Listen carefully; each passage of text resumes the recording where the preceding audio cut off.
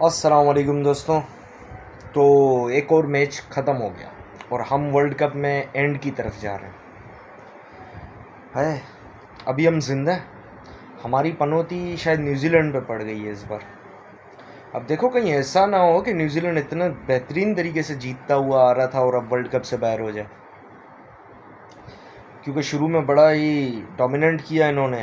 Announced किया कि हम आए हैं भाई और हम बड़े ऊपर से आए, और वाकई ऊपर से आए थे। जैसे शुरू के मैचेस इन लोगों ने जीते, लेकिन अब 4 मैचेस जीतने के बाद ये बैक टू बैक हार रहे हैं और इनके हारने की वजह से हमारी उम्मीदें ज़िंदा हो रही हैं। तो देखें अब कहीं हमारी पनौती इनके पीछे ना पड़ जाए और कहीं ये वर्ल्ड कप से बाहर ना हो जाए। खैर मैच की बात करते हैं।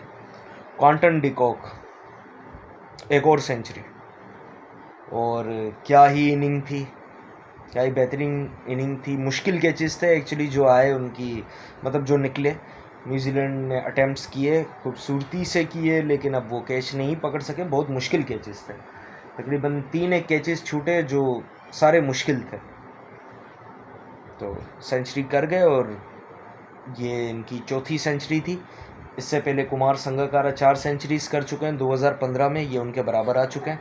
और रोहित शर्मा अब भी पहले नंबर पे हैं 5 सेंचुरीज़ के साथ। मैं समझ रहा था 6 थी, 6 नहीं थी वो, 5 थी 2019 में। और अब देखो ये उनके बराबर आते हैं या उनका रिकॉर्ड तोड़ते हैं या नहीं। जिस तरीके से इनकी फॉर्म चल रही है ये तबाही फैल रहा है। और रेसी वैंडर डुसेन, उन्होंने भी आज सेंचुरी मारी, मैन ऑफ द मैच भी रहे। और 133 आई थिंक इनिंग खेली उन्होंने। और ऐसा लग रहा था एक जगह पे आके कि इनिंग थोड़ी सी स्लो चल रही है, लेकिन वही जो इनका रिकॉर्ड है इस वर्ल्ड कप के अंदर आखिरी के 10 ओवर्स के अंदर स्कोर उठाने का, तो मुझे ऐसा था कि ये एंड में स्कोर उठा देंगे।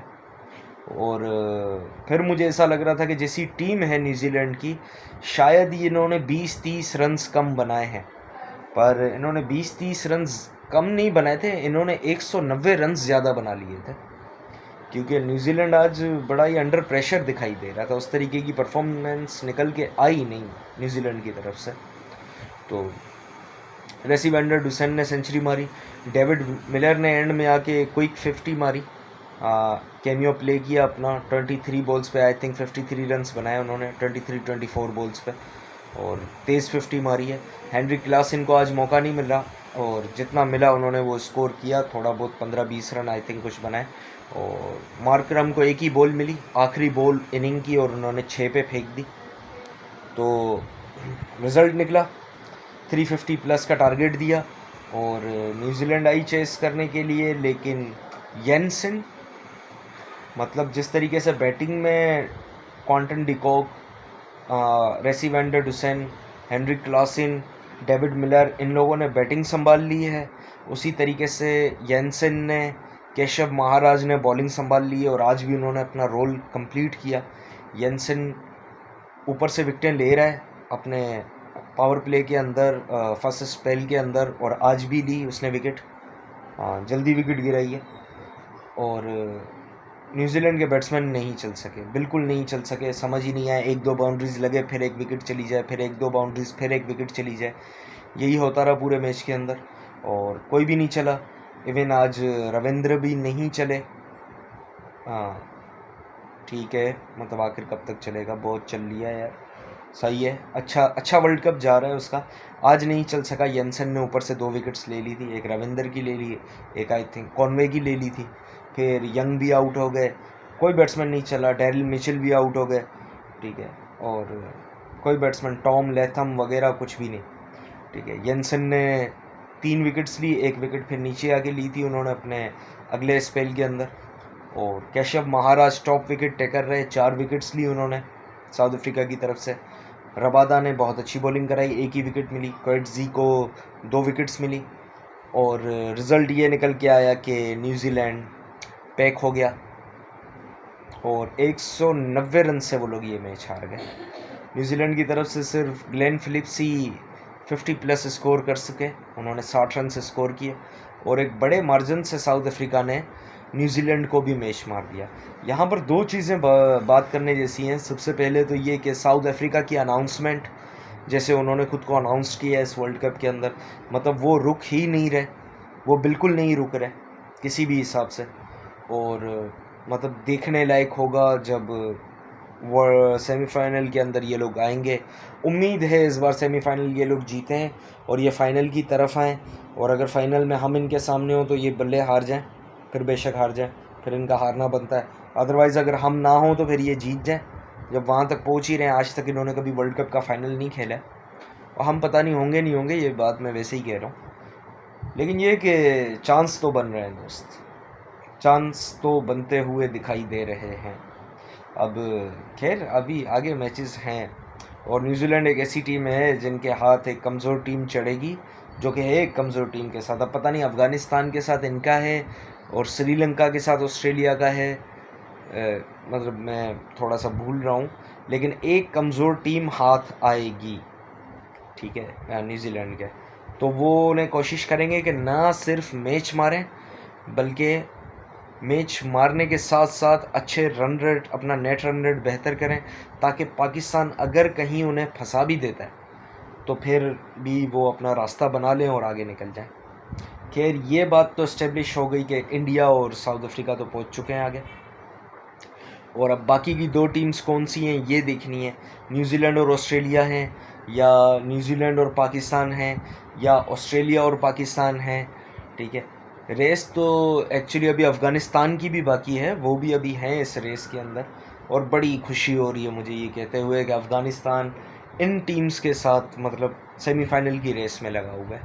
ये अपने आप में एक खुशी की बात है, लेकिन मुश्किल है अफ़गानिस्तान का जाना, ज़्यादा मुश्किल है, क्योंकि वही विक्रांत गुप्ता वाली बात मैं कहूँगा कि पाकिस्तान को ज़मीन से लगा दो, इनकी क्रिकेट टीम को ज़मीन से लगा दो, उसके बाद ये बड़े ही ख़तरनाक बन के सामने आते हैं, और वो दिख रहा है कि ये आ सकते हैं। जैसे स्पेशली कल श्रीलंका को मारा, जैसे साउथ अफ्रीका के गले में ये आ गए थे, ठीक है। तो अब न्यूजीलैंड को इनसे बच के रहना पड़ेगा, और उम्मीद है कि हम न्यूजीलैंड को मारेंगे और अच्छा मारेंगे।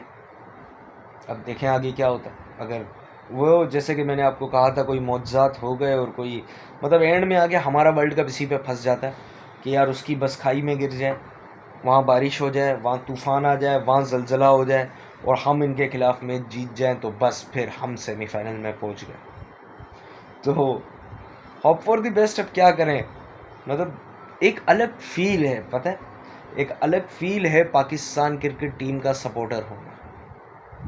ये किसी और को नसीब नहीं हो सकता इस तरह से। मतलब क्या आप आते हो, सारे मैचेस जीतते हो, सेमीफाइनल में चले जाते हो, भाई ऐसा कौन करता है? ऐसे हमें मज़ा नहीं आता।